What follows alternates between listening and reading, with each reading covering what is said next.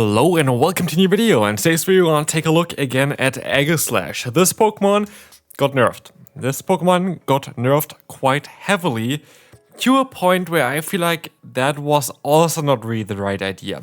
So, unlike the days before, or like the one day before basically, where it was released already, and I made two videos where I even took a look at this Pokemon in the Open Master League, where it was still the best Pokemon, this Pokemon now got nerfed quite a bit.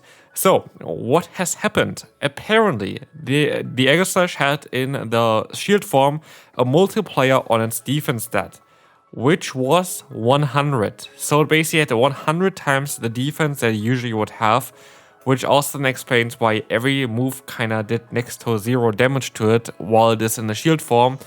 And this was now shut down to 1. Which means it has just the defense that it has usually, which is still kinda alright to be fair. Like, it is still a bulky Pokemon for the Great League, and it works quite alright for the Great League. The one issue that I have is that in order to nerf the Pokemon a little bit with the defense boost that Niantic or Scopely wants to give this Pokemon, in the shield form, it doesn't generate the energy that it would usually generate. So now you just have it nerfed compared to what it could have been if they just left it the way it would have been in the main series games, or just like generally without having given this Pokemon any effect. So yeah, now we will see here that fast moves do more damage and charge moves do more damage as well. Doesn't mean that those charge moves do a ton of damage, because we still have insane amounts of bulk. Like, the bulk is still there on this Pokemon. But yeah, basically what we see here is that Shadow Ball takes 9 fast moves to get you in the shield form, which is Shadow Ball needs 55 energy. We have a fast move that generates 9 energy per usage, which is going to be, of course, the Psycho Cut. And if you put 9 times 9, you end up at 81 energy to get to 1 Shadow Ball, which doesn't make sense. Shadow Ball is 55 energy. So, like, there is apparently like a 1/3 loss of energy somehow. So, in order to make this Pokemon the way this Pokemon is supposed to be, I would like for them to just get rid of that effect that this Pokemon generates energy slower than it's supposed to generate. It does generate the energy, I think, in a normal speed in the sword form, but like there was like the idea of the shield form is that you're going to be stronger because you have the defense multiplier, but the defense multiplier apparently is now completely gone. So either give it a higher defense multiplier again, not 100, because 100 was honestly way too much, like it was way too much, or change at least the fact that this Pokemon generates energy at a normal speed when you have it in your shield form. So yeah, I don't know, like, well, I do understand that this Pokemon got nerfed, which it was supposed to get nerfed. I don't agree with the current way on how it's being nerfed, because I feel like still you kind of now have more of a disadvantage of the form change than having an advantage in an actually interesting Pokemon with it. That being said, this Pokemon still, of course, can function quite well, but I wouldn't say it's the #1 spot anymore by any means. I think it's a solid Pokemon to still run, but because it is so sluggish with the shield form, it's very tough to actually use now where the bulk isn't there. Like, you either should give it the normal speed for the fast moves in terms of generating energy, or give it a bit more of a defense multiplier than it's currently with like a 0 defense multiplier. But of course, 100 defense multiplier was also not ideal. So yeah, this is the entire story towards Aegislash. Still, this Pokemon does a nice amount of damage here, as you can see as well with the Shadow Ball landing there, but it is a bit of a tough one. And we sit here. We can even count the fast moves. 1, 2, 3, 4, 5, 6, 7, 8, 9. 9 fast moves to get to a Shadow Ball. Again, we have Psycho Cut in theory as a fast move. Psycho Cut is a move that generates 9 energy per usage. And yeah, 9 times 9 is 81 and not 55. So I am honestly not too sure what is happening there, unless like the Psycho Cut gets translated into a different fast move when it's in a shield form. I have no idea. But yeah, at least we're still going to do some solid damage here. We're going to be able to do some nice damage against the Annihilate as well. But again, here we're going to see as well that the Blade form is coming in now. We're going to be able to get some shield there from the opponent. But it's just kind of annoying that you just don't generate the energy on how you're supposed to generate the energy. So, I don't know. I feel like this would be something to fix again then. because the nerf in energy was in mind with the defense multiplier. Defense multiplier is gone, so can the nerf of energy be gone as well? Would make more sense. Anyway, that's all that I kind of want to say towards this topic. Here we're gonna see now a full farm down, which takes ages, because also in the defense form you don't do any damage with Psycho Cut at all. I think you do like 1 damage literally, so that's kind of annoying. So like, I don't know, it just gets nerfed in this form. It still takes a lot of damage now, as you can see there. Of course, I think it was an acid spray on you as well before. But we still do a lot of damage, as you're gonna see here now against the Togetic. We're gonna be able to go ahead and go for a Flash Cannon. Like, this Pokemon is not bad, especially considering that my IVs aren't ideal. So I could see that this Pokemon also performs way, way better when you actually have the correct IVs, which is like 0, 15, 15 or something like this. So yeah, this could be also something that would change the behavior of this Pokemon. Again, might be way stronger than as well. I cannot judge right now, but I assume it would be stronger than it is currently. And I guess then when everybody has the XL version, this Pokemon would be more balanced, but before that, this Pokemon would need to be released in the wild first, which I assume gonna be earliest in February next year, so like in half a year basically, for the Carlos Tour there. So we see on how this is gonna go. But yeah, anyway, we're gonna talk a little bit about the team here. We talked a lot about now Aegislash. Aegislash has a very good synergy with Credilli. Credilli generally is a very good Pokemon, but can kind of counter the answers for this Pokemon. One thing, by the way, that I found out quite early on as well is that there is a ginormous increase of hard counters to the Aegislash compared to before, since like the release of Aegislash, because people just want to counter this Pokemon. But I do think that the meta is going to shift a bit more towards what Pokemon that Aegislash can deal with very, very soon, because I don't think that a lot of people are going to run Aegislash anytime soon, the way it currently behaves at least. As we will see here, Fire Punch is coming through from the opponent. We will be able to go back into our Aegislash, and as we see as well, it's going to take me 10 million years to get to a move. And I don't know if it was even like publicly announced on how this is changing here now. Like, it still says charging atop of it. Like, charging takes ages basically for this Pokemon to get to a move. And as you see here, like, while yes, we're gonna be able to still take 2 Scorching Sands, it is going to get us really, really low, and you're just gonna be able to hit it 1 time back here. I'm honestly not too sure on how Aegislash is gonna be in the future. I don't think it's gonna be the greatest Pokemon ever.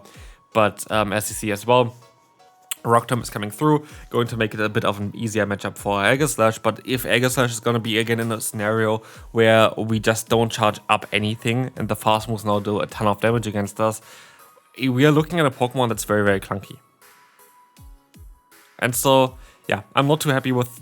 Yeah, I'm happy that it got nerfed a little bit, but I'm not too happy in terms of how they did it. Like, that's mainly my understanding for that one here right now, because you kind of make this Pokemon, at least unless you have a full XL one where you have like way, way more bulk, kind of, yeah, not really that usable, I feel like. Like, it's my honest opinion, I don't think that Aegislash currently, if you don't have like the perfect XL Pokemon there for it, I don't think it's a great Pokemon to use right now.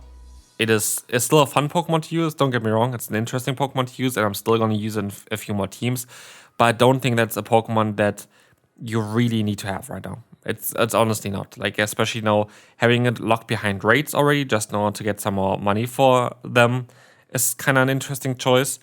But also generally here, I do think that Aegislash would need to have a wild release in order to be a solid Pokemon to run, because even if you tried, like, trying to get one with good PvP IVs is quite a tough task there. And I do think that especially for a Pokemon like this, the difference between having, for example, 4 attack and 0 attack is quite significant, because you get a ton more bulk in the Pokemon that basically has no attack generally. So basically for you also, as information is there that the more attack, the less attack basically, or like the less a stat is for a Pokemon, doesn't mean if it's attack, defense, or HP or whatever, the more impact do the IVs have on that specific stat. So if you have a 0 attack, what's called here, the Aegislash, compared to a 15 attack Aegislash, you're going to be able to get a ton more levels in, because the difference in the CP formula is very much significant. So yeah, it's just because the attack stat is generally so low. But as you can see here, we're going to have now the team here with Moltres. Moltres is going to be our Pokemon that we have us generally closer. We have the Credilli here as our Saysop. We're going to be able to go for some Fly. But while on paper I like this team quite a bit, I feel like it's a bit weak to the Drapion. Drapion is going to be a bit of a trickier Pokemon to deal with for this team. And as we will see here as well, we're going to have the Arcanjet coming through. Again, we are still going to be a bulky Pokemon. We're still going to be a bulky Pokemon with a very good typing. That didn't change. But I do still think it's not really necessary for us to have the move that we currently have on there. Like the basically nerf on the fast move. But yeah, we're going to have here the Moltres now against us. We're going to be able to go ahead and go for a charge move. This is alright. We are going to be able to go ahead and go for the Rock Tomb against the opponent, dropping the opponent's attack. And I should be able to reach at least another one as well. Maybe even two, depending on what they're going to go for. They're going to go for Brave Bird, which is alright as well. And they're going to swap out into the Drapion, where I wanted to go for this move anyway. And as we will see, this is going to drop the opponent's attack here, putting them into a range where I should hopefully be able to farm them down with my own Moltres, getting a ton of energy against whatever they have in the back then afterwards. And as we will see here as well, we are going to be able to go ahead and go for the full farm down against the opponent. They're still going to get though to 2 Awkward Tails, which is going to do a lot of damage against us even with a debuff. So that's not really an ideal scenario for us. As we will see here, we are going to be able to get now out of this matchup with a ton of energy. I should be able to go for a fly against the opponent's Moltres, which should put them into farm down range or the knockout range there generally. Let's see how this is going to go. It barely does knock them out. We get the full farm down done and they have a Gaston in the back. And this is, for example, one of the occasions where I guess Aegislash still has some play against Pokemon like here. The Gaston is still going to have the bulk on this Pokemon, which is going to be great. And the nice benefit of this thing is that it has also a ton of attack for the one charge move. But again, I don't really feel like the nerf in the shield form needs to happen here in terms of the energy generation. If they would have had Earth Power here right now, I'm not too sure I would have been able to win the battle. But like this, we can go for a Shadow Ball, but the opponent decides to forfeit before that. But yeah, with the clunkiness, for example, Pokemon like Annihilate are a huge pain for this thing here. Like Annihilate is going to be one of the hardest answers to the Aegislash because, yeah, we have to kind of hope that they go for a charge move early on, which they didn't do here at all.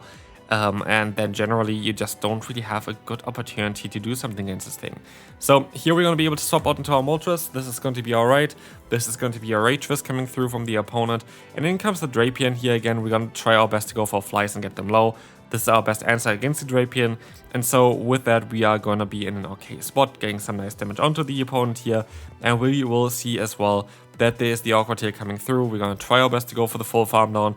It doesn't work out. We let the move go here. It is going to be, another charge move coming in. We can go into our Credit, fully farm them down. Have to take another hit here as well from the opponent. But as we will see, the crunch is coming through. This is alright. And we can now go ahead and shield up the move. This is cool for us. We can go for another shield. That's alright for us. And we will be able to go ahead and go for the Grass Knot here and either get the knockout or get the shield. I actually would love to get the shield, by the way.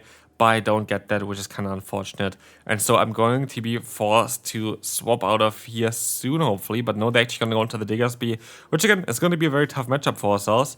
And so we are going to be looking at a scenario here where we don't really have the greatest time, as we see the Fire Punch coming through, and we are gonna be forced to go for 2 charge moves still, but we just don't generate any energy, and so that's a bit of an issue here for this Aegislash.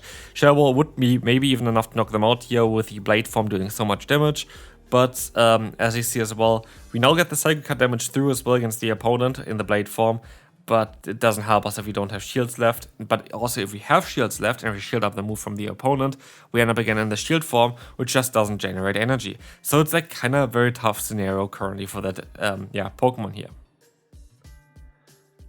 And so we're going to have Aegislash against Superior. This is going to be a matchup again where we should be in a very big advantage, right? We're going to have the resistance against the opponent. Here they're going to swap out into the third. I decided to catch, basically swap out with a Shadow Ball stored still, but it's a bit of an awkward scenario still, because they just all generate energy so much faster than we do. And I don't know, like I feel like it's, by the way, mostly also the reason why Aegislash is not on PvPoke yet is because that it's very difficult to calculate, because everything is kind of so confusing in terms on how the shield and the sword form are actually being used so far. Because what you currently have is you don't actually know how much energy you regenerate here, really. Like I don't think there's anything currently known for it. But 9 fast moves to get you 55 energy means you mostly generate energy at what's like mostly 56 through 9. Can't really think right now. But somewhere around there in terms of the energy generation, which is not really a lot then. And it's Yeah, I don't know. It just makes the Pokemon a bit more difficult to run right now. But as you can see, we're going to get the KO here, but we have the issue against the Flygon. Then we have the Shadow Credilli. If we had the normal Credilli, by the way, I think the normal Credilli would have been better for this team, full stop. I don't think that the Shadow bonus helped us out in any kind of game here. Here in this game, if we would have not had the Shadow one, we would have been able to easily take another Dragon Claw from this range, would have allowed us to easily win the battle, but as you can see here, we're barely not going to be able to take the hit because of our Shadow bonus on top of it. So like this was definitely a big mistake in terms of team building, that I went for the Shadow instead of the non-Shadow. The non-Shadow one would have been way better for us, but as you see as well, they're still going to be able to go for the Dragon Claw, and we cannot outspeed them here at all either. And I do think that maybe even a Dragon Claw with a recent change on Aegislash is going to be enough to knock us out here already, which it is, so good game to the opponent. This concludes the first video.